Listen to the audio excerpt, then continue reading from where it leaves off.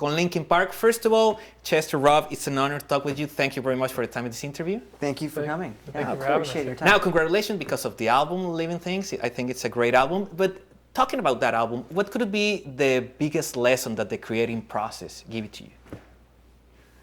Well, I think that what we've learned, we've learned a lot of things over the course of our career. This is our 5th album, and so we have a lot of tools and a lot of inspiration to draw from in terms of how to write and what we want to accomplish. And we've also been afforded the time to, throughout our career, to really kind of experiment, and our fans are very supportive, so they've given us the opportunity to kind of go out and stretch our wings, so to speak, and they continue to support us. So here we are on our 5th record, and we've kind of tapped into, the toolbox a little bit. Little things that worked for each album, little things that we enjoyed about the process of making each album.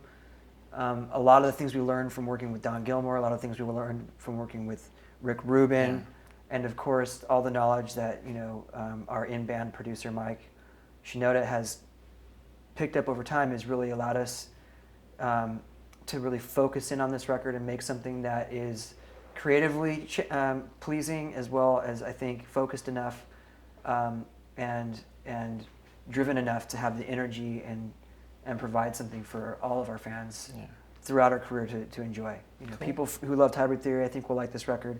People who loved 1,000 Suns will like this record. Cool. And what could be the biggest challenge about doing this album? I don't remember any major hurdles or challenges on this album that really stick out. I think in general, one of the challenges I think when making a record is just, and one of the things I think we've gotten really good at is keeping an open mind to trying new things that might sound like they're totally off from left field, and I'm pointing to the right, but I mean left field is over this way. They could be totally off in left field, but there's something, even if that sound or that idea doesn't necessarily sound like it could be Linkin Park or might not actually make it onto the record, the experiment of kind of going down that road and kind of seeing where it leads, usually if it doesn't end up turning into something that makes it on the record, it definitely teaches us something really valuable. And I think, in the past we've done a lot of those experiments of kind of going down all these different paths. And, on this record too, we had like a lot of stuff where we started off making the record that didn't make it to the record, or kind of evolved and changed so much that you wouldn't even recognize it. But just kind of embracing those things and just challenging ourselves to kind of push through those times musically when it doesn't really sound like we're going anywhere, just to see them through, because they usually end up turning out into something that's so cool and something that we couldn't even have thought of to start out. So that duality, when I hear the album, I just check like a duality, like songs like more aggressive, like in the music, in your way of singing, and songs more like more friendly, more electronic. Your way of thinking is more like cool. It was on purpose or it was just the way you started? We've always done that kind of thing on purpose. I mean, our name originally was Hybrid Theory. That we've carried that sentiment through every album. We absolutely intentionally make albums that are stylistically diverse, that are kind of schizophrenic musically. Every album there's a song where, if you listen to Hybrid Theory and you play Points of Authority, right, or By Myself, right, and you listen to those two songs and you're like, and that's the only two songs you heard, you'd be like, these guys are this is a hardcore band, right? And then you have and then you play like Pushing Me Away, and In the End, and outside of my voice sounding the way my voice sounds, you would probably be like, there's no way that song is on that record with this song. That happens on every single album, You wouldn't listen to Minutes to Midnight and go and hear Given Up, and then turn around and hear, a song like, what the hell's the name of the song? I just slipped my mind. I had it right there. And there it goes. Last song on the record. Beautiful, long, epic song.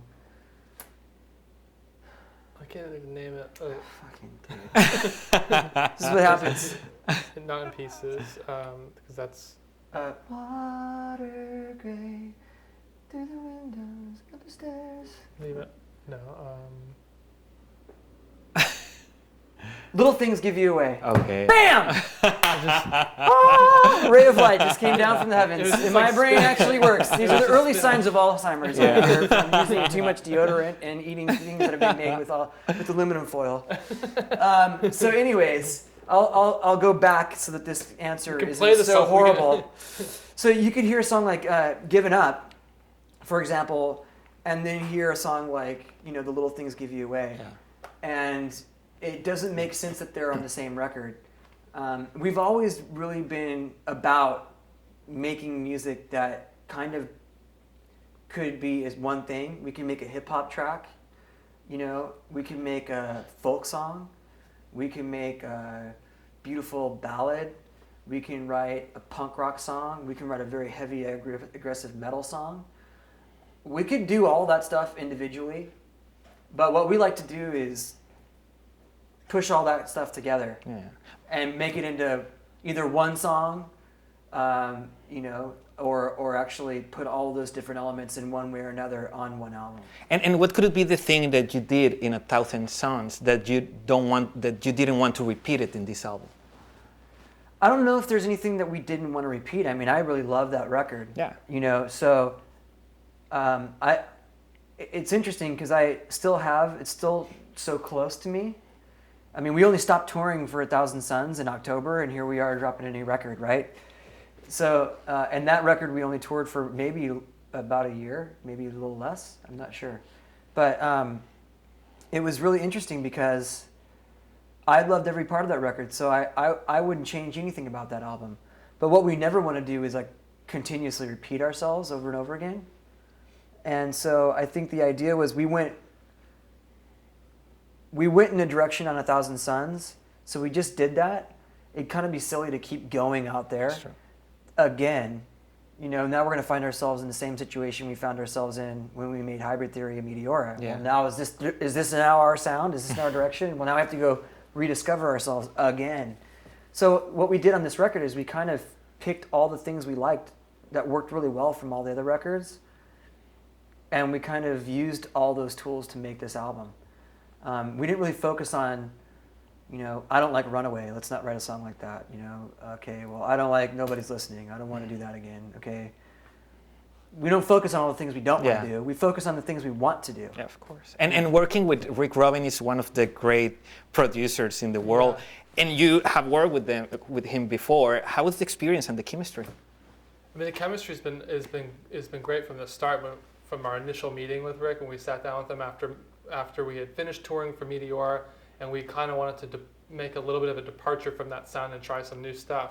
From that first meeting with him, we just kind of said that we were looking to do something different, and he was like, "That's awesome! Like that's the only reason I really want to work with you if you want to do something different." Yeah. And I think it was just like the right timing for both of us. He had heard some of the stuff we had done, and we felt like we wanted to branch off, and I think he was the perfect producer to help us do that, to help us kind of break down these limits that we've kind of put on ourselves, or the box that we kind of put ourselves in. And he just like sent us off on these tasks and missions just to write music that you're inspired by, that sounds nothing like what you think it's supposed to sound like. And I think that's kind of been that's kind of stayed with us throughout the records that we've made with Rick, and just kind of constantly pushing the box and never letting the past or what we've done in the past necessarily set limitation or influence the future beyond beyond a helpful, I guess beyond as much as it can actually help. Like bringing tools from the toolbox to help are helpful, but to kind of stick within the confines of maybe the way you think is not helpful, and that stops the process from evolving. So Rick is always very forward thinking and kind of pushing us forward, and it's great to have somebody there to listen to the stuff we're doing and kind of give us an insight from someone that's so experienced and has been doing this so much longer than we have. Like anything in life. And who also doesn't care about the signature Linkin or whatever, the sound that we've created. He doesn't care. Yeah. At all. He is more focused on what haven't you done yet. Yeah, and it's 100% about the song. What is going to make the song the best song can be, outside of will people like it? What will the label think about it? What will these people think? Like, how is it going to do? Like, all of that is just completely non-existent when it comes to making a song. It's what will make that song the best song, and that's really refreshing and great. And talking about precisely the song, the first single, Burn It Down, can you tell us a little bit the story behind that song? Well, that's an interesting song. I mean, that song came together pretty quickly, actually. The music I loved right away. I loved the sound of the introduction of the music. It made me, every time I heard it, I found myself unknowingly bouncing and like wanting to turn the volume up and like kind of rock out to it. Yeah. Well, not kind of rock out, like really rock out to it. And it was interesting because like there's a danceability to some of the songs. And when I say that, I mean like I can hear these songs being played like in a club or at a party and people like still partying to them, you know, and like having fun. That's true.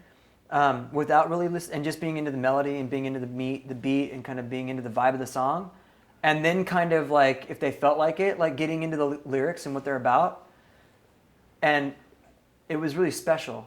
And I was like, I don't know what it is about the song, but like whatever energy is, I remember at one point I was like, whatever this is, whatever is going on right here, it's got to go into every song. Yeah. This vibe, this energy, it doesn't mean this danceability. I meant like this, I want to like, when it's always funny, like if I'm doing this and Rick is sitting there doing this and we're like turning it up and it's like, I don't know what the fuck's going on right now. This is crazy, you know? I remember saying like, and then we'd go into the next song and like at that point, like we'd listen to like Lost in the Echo or like In My Remains, for example. And it was like, that energy was missing. It was like, wow, this song's so dope. And then we get to this song, it's dope too, but when you listen to them together, it was kind of like, I don't know, like something was missing. We go back and I remember going, whatever's in this song needs to be present throughout the entire album. So whatever we have to do to take this energy and put it into that song, we have to find a way to do that. And that kind of changed, from my perspective, it changed the course of the nature of the record. And that's why I feel like there's this, you know, everybody was kind of like on board with that, and everybody kind of already was feeling and thinking the same thing. Like, yeah, it's kind of weird because if we stick to the sound that's going on these two songs, like In My Remains or Lost in the Echo at that time, we kind of have to stick with that sound, and we kind of can't go over here because they're going to sound so weird together that it's not going to feel consistent, or we're going to have to take that element out of Burn It Down. Yeah. So that song really kind of set up the energy for the whole record. And then obviously, you know, I think the lyrics speak for themselves. I mean, if we want to get into what the lyrics are about, it's out of all of our songs, outside of Crawling, I think that this song is pretty self-explanatory. We kind of tell you what the song is about in the song. We're building it up to burn it down, to build it up again, and we can't wait to burn it back down. Cool. You know, and what that basically means is like, you know, there are relationships, there are experiences in life where you work really hard at something and you try to make it what it is, and it just isn't quite making it there, or you've reached that level where now you need to move on and you have to start all over again. Cool. So, that's true. That's cool. Now, I hope that answered your question. Yeah, of course. A lot of people in Latin America want to know, do you have plans to go to Latin America to do Absolutely. tour? We'd love to go to Latin America. Mexico City? Mexico City. We haven't been there in a while, man. I know, in a festival with Korn. With Korn. What do you think you remember about that time? I remember, honestly, that was one day. I remember everything about that trip. I could tell you every single part of that entire trip. Right? Yeah, I remember it too, yeah. The venue, that place, dude, was rocky, man. That place was, I thought we were going to break that building down, dude. Because when we went on, it was chaos, and then when Korn came out and they opened with Blind, it was just like, boom! It was insane, dude. The ground was shaking, and I know that there's lots of tremors and stuff like that because of the nature of the city, but like, you could feel the pulse of the people at that show. It was insane. And then obviously there was a lot of extracurricular things that were pretty crazy too. Like we had it was the first experience of having 18 armed soldiers walking around us at all times. And I was just like, is this necessary? And like, yeah, or okay, cool. Cutting off traffic. I'm just like, man, we're fucking important, dude. This is crazy. You show up to the hotel. There's metal detectors and dudes patting people down, and we show up and it's like, okay, go through, and it's like, well, why do we get to go through? Well, they're here for you. It's like, oh, like really? Damn. And now you're touring with Incubus. How is the relationship with them? It's really cool. I'm excited to tour with Incubus. We actually, I grew up in the same neighborhood as Incubus and went to the same high school. Cool. So they're a little bit older than I am. So when I was a freshman, I think they were seniors in high school. So I saw them actually play in some backyard parties, like just set up and play for some of my friends' birthday parties. So I've watched them get signed, and I think they're an incredible live band. I think they're definitely one of the bands that really prides themselves on their live show, and they have a really solid fan base and following based on how good they are live. And obviously they write great music also, but to see them play live, I've watched them throughout the years, and I've always respected them as musicians and live performers. And we've crossed paths a lot. We'll be in like an airport lounge somewhere, like catching different planes. We'll run into them, and we'll be on the same festival, but playing at different times. So we've never really been able to hook up and do a tour together. So finally, everything's kind of worked out with our schedules and the timing of everything, that we actually get to tour and play on the same stage with them. I think we're all really excited about that. I'm excited to get to see their show every night. Cool. Now, Chester, I know that you have a collaboration with one of the best Mexican musicians in history, Carlos Santana, for the Guitar Heaven, doing Rider of the Storm with Ray Manzarek. How was the experience? Yeah, totally insane. Well, it's interesting. I mean, this is a crazy story because it's like I loved Carlos Santana. I mean, he's like an icon. I mean, the guy is like written some of the most memorable music of all time. One of the greatest guitar players in the history of guitar players, right? Just an amazing guy all around. Hooks up with amazing musicians all the time. So, but on another tip too, like we have Ray Manzarek, I know, from the Doors, and that's a crazy backstory too, because my first experience in playing music was with one of my high school friends named Jason Abner, and he was an awesome guitar player, and we'd hang out and we were friends, and like I was in musical theater and singing songs in theater, and he was like, I wish I knew somebody who could sing, and so we hooked up in his garage, and we learned every Doors song. I'm not kidding. We learned every single Doors song we could possibly learn and play, just him and me in his garage.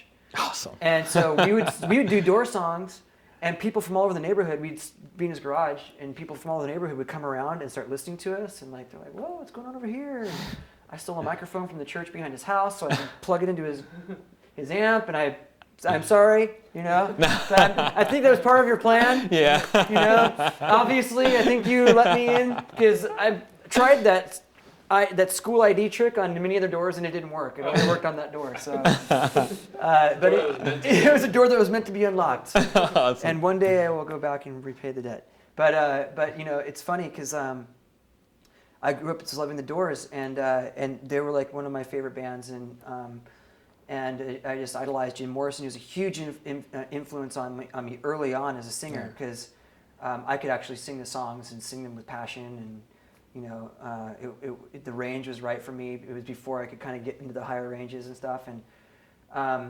and so I'd always dreamed about, like when I was a kid, I was dreaming like what would it be like to be like doing stuff like Jim Morrison or hanging out with these people.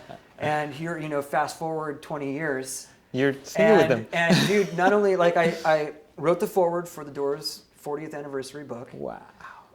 I performed with the Doors at the Whiskey with Perry Farrell and Slash, and Ray and Robbie, and then went across the street to a bookstore with John Densmore, because they don't play together. Yeah. It was very silly, but we walked across the street. I did like an open poetry thing with John Densmore in the bookstore where they used to play, and that was amazing in itself.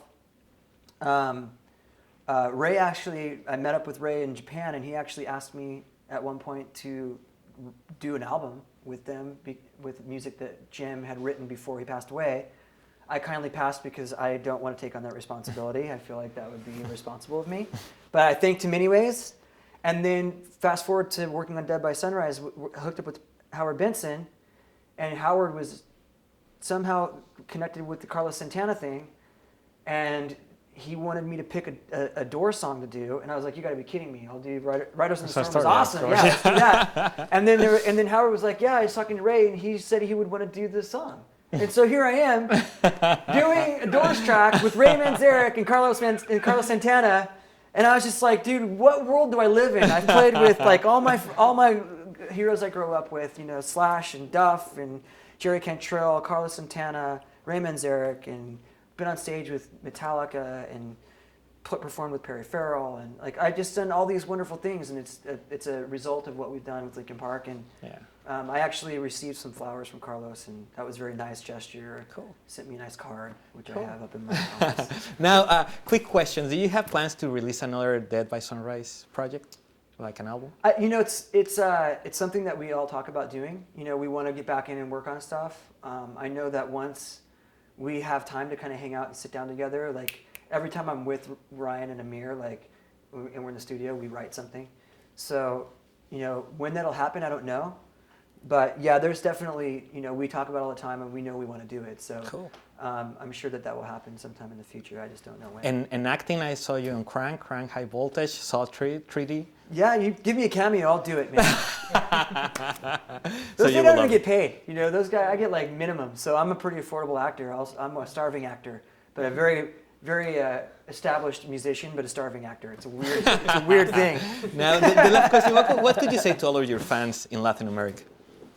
I would thank our fans for listening to our music. You know, our fans give us the ability to do something that we love doing, and that's making music. And without fans buying our music, listening to our music, showing up at our shows, we, you know, like Chester was saying, starving actor, we would be starving musicians, and we wouldn't have, you know, which is cool in its own respect, but we wouldn't have been able to tour around the world. We'd still be sending boxes out of Rob's apartment. Right? Yeah. We'd still be doing it. Working day jobs.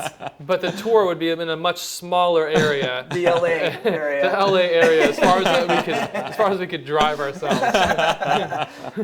So with our fan support, I mean, they've given us the opportunity, and we are excited for you guys to hear the new record, Living Things. We've put a lot of work into it. We're extremely excited about it.